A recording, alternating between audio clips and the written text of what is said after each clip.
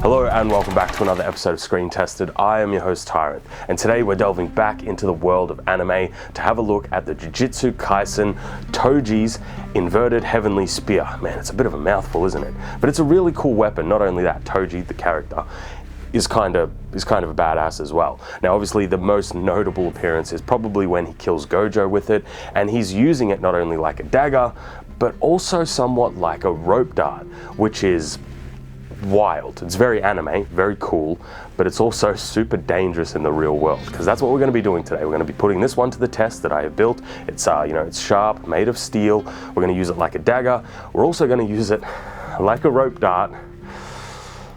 I'm sure that'll end well, and see how practical it can be in the real world. All right, with all that out of the way, let's actually build this, because we need to turn it into something that we can actually functionally use. Let's get started. So for Toji's spear, I actually purchased this wall hanger. The reason why I did is just the blade design is really complex, and I don't really want to go to all the trouble of creating all these little intricate cuts.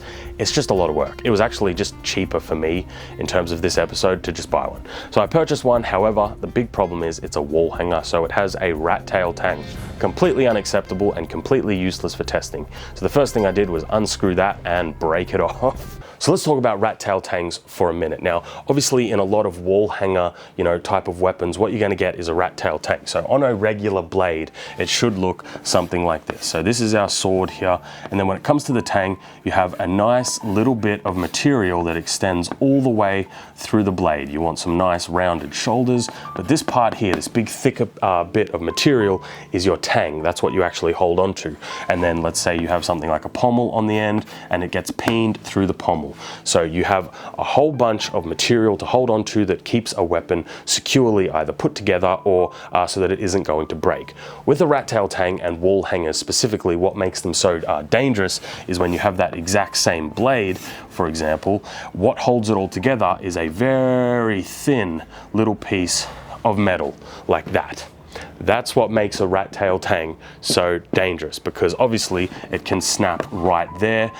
So when you're using an actual carbon steel or properly made weapon, a tang like this is obviously good for combat. A tang like this is purely just for decoration. And a lot of these weapons that you get, especially with like the Toji spear or just any sort of wall hanger, right? Even Lord of the Rings replicas, anything that is just meant to sit on a wall usually has a tang like this, which is not good for combat and you can't really use. So then what I'm going to do is grab some flat bar mild steel, cut out two pieces that I'm going to use as the new tang that I'm going to attach and kind of clamp the blade in between. So the first thing I'm going to do is grab the angle grinder and cut it to the right length and shape. I'm going to drill some holes through the tang portion so that it can fit and clamp onto the blade. Then throw it on the belt sander to refine the shape a little bit more and remove any of the sharp burrs. Then once we've got the tang attached to the blade, I want to try and keep most of the original pieces, that being like the Suba guard that it originally had. I want to keep that. So what I did was essentially got a hammer and smashed it on.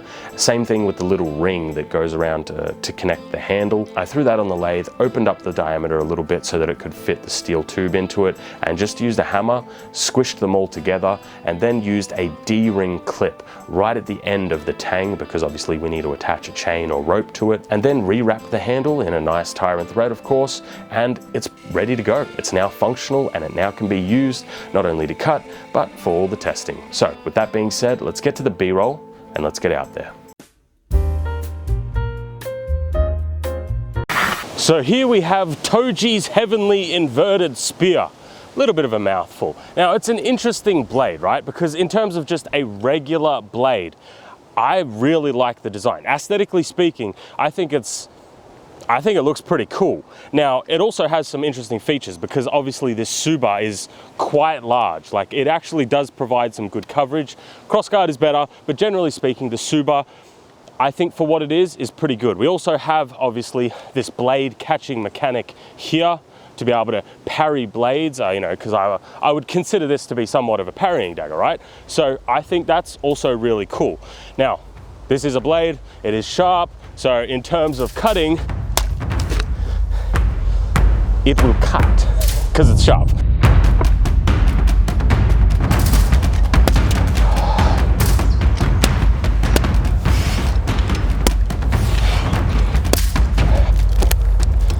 As a blade.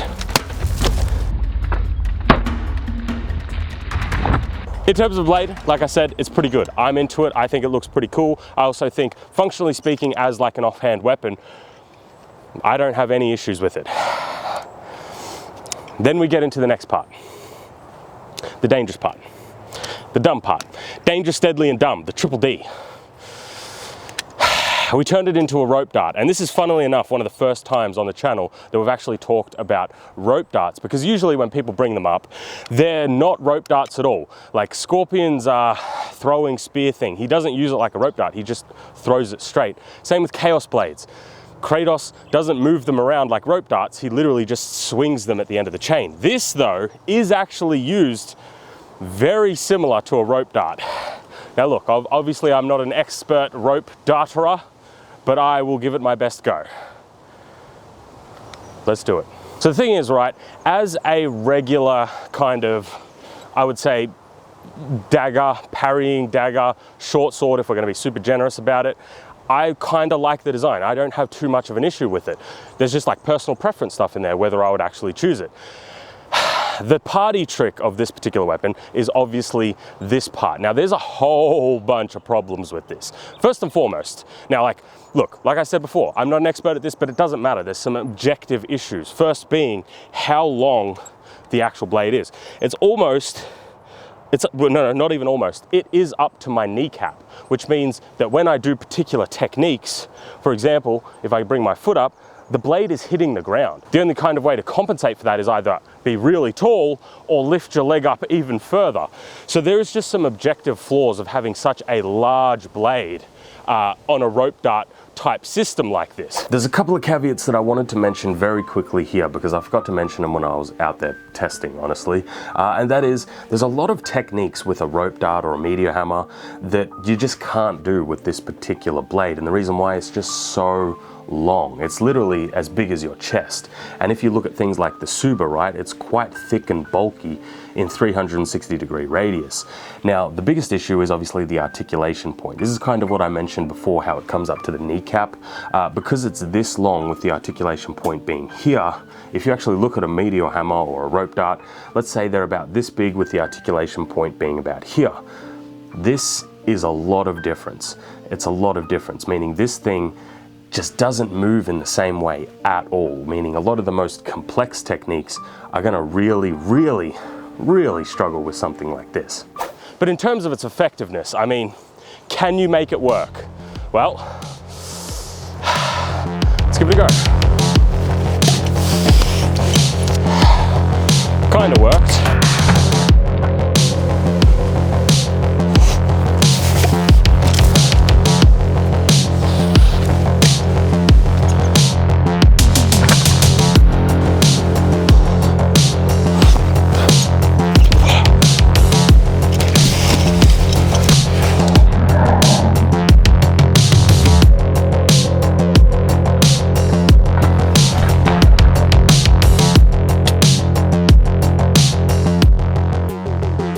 So, one of the biggest issues, right, with a big blade like this is because it's not made for thrusting. This is more of a slashing blade. It doesn't really have a good thrusting point on it.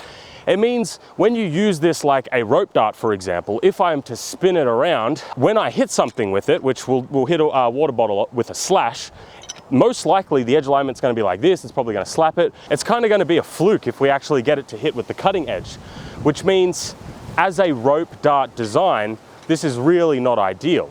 As a regular dagger, like I said, I'm really into it, but as a rope dart design, first and foremost, it's just way too long, right? It comes up to the knee or whatever it is. On top of that, it's super heavy.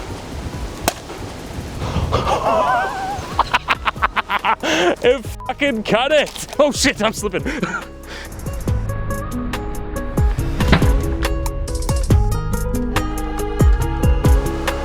Let's do it again. Repeating results. There we go.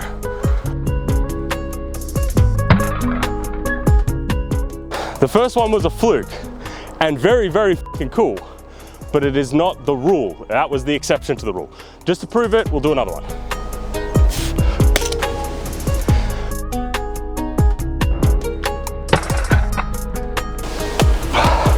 Yeah. And that's kind of an issue with the inherent design. Because this is a slashing blade and not a thrusting blade, it means its primary function isn't being utilized properly as a rope dart. Not only that, it's kind of bad at being a rope dart. Good as a dagger, kind of mid at best when it comes to actually being used as a rope dart.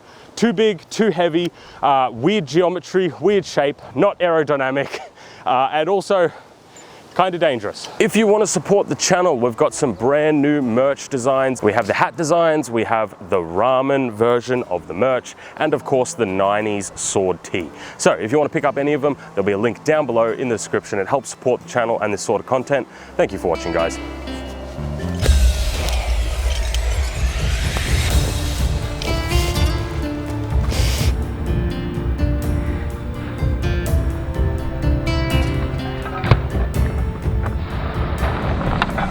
All right, let's try something a little bit more fibrous, a little bit more dense. Hitting a little target is really fucking hard, especially when the aerodynamics on this are absolute dog shit. But in terms of actually hitting something a little bit more dense, get over here. Oh, wrong franchise, huh? All right, let's do it. Get over here, no. Fatality.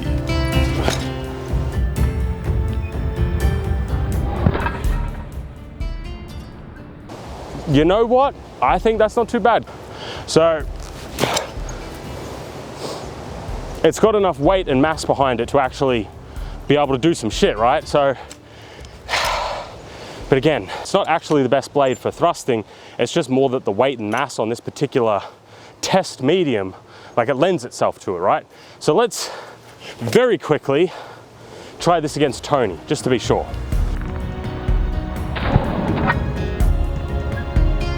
He's got a gambeson on, base layer of armor. Let's see if we can thrust through it. I really don't think we can.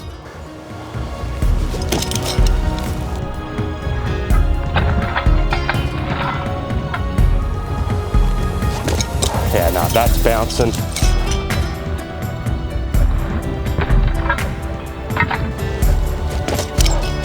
That's bouncing off the gambeson.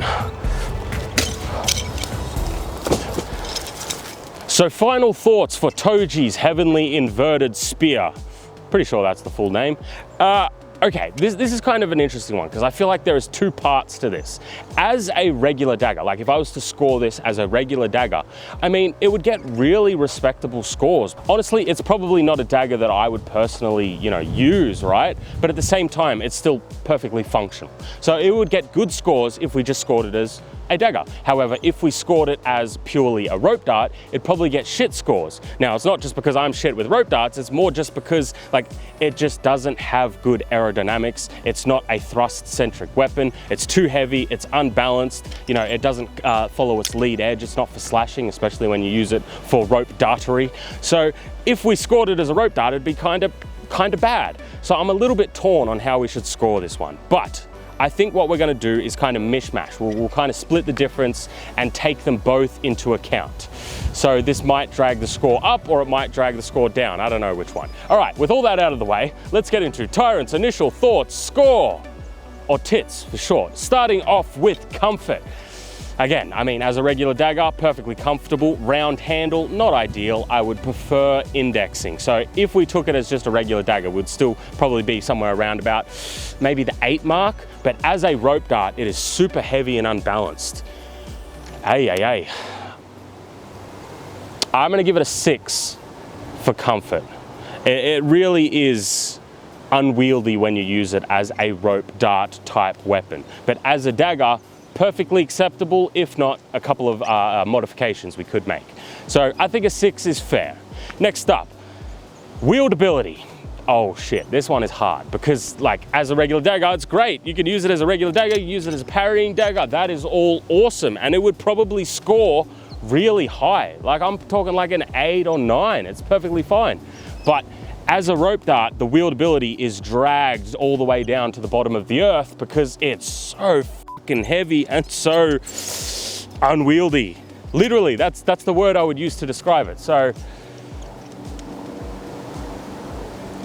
oh man. All right, I'm gonna give this one a 4 for its wieldability. Now, I wanna be honest here, as a dagger, if we just took away the rope dart aspect, it's great, it's perfectly fine. It's just when you use it as a rope dart, it's really not, it's not designed to be used as a rope dart. Even though we see it used like a rope dart, it's not supposed to be a rope dart.